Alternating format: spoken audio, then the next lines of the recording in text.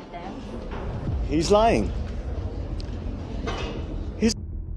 Nagsalita nga si PBBM sa mga isyu na ibinabato laban sa kanyang ng former President Rodrigo Duterte. Aniya wala katotohanan ang mga pinagsasabi ni Duterte. Aniya dumaan sa matinding proseso ang budget bago ito tuluyang pinirmahan. Nagsisinungaling lamang raw si FPRRD para makagawa ng issue laban sa kanya. Naging presidente siya, dapat alam niya yon. Samantala naglabas naman ng komento dito ang Executive Secretary na si Lucas Bersamin.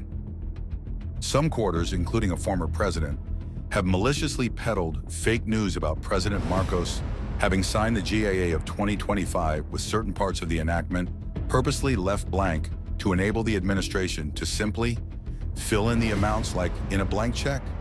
The peddling of such fake news is outrightly malicious and should be condemned as criminal. No page of the 2025 national budget was left unturned before the president signed it into law.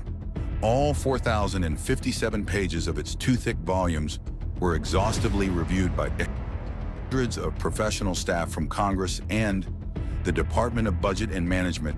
This meticulous line-by-line scrutiny is a pre-enactment check performed by the former president and his cohorts should know better that the GAA could not contain blank items.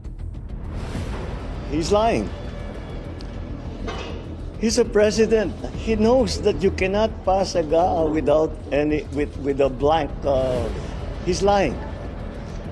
He's lying because he knows perfectly well that that doesn't ever happen.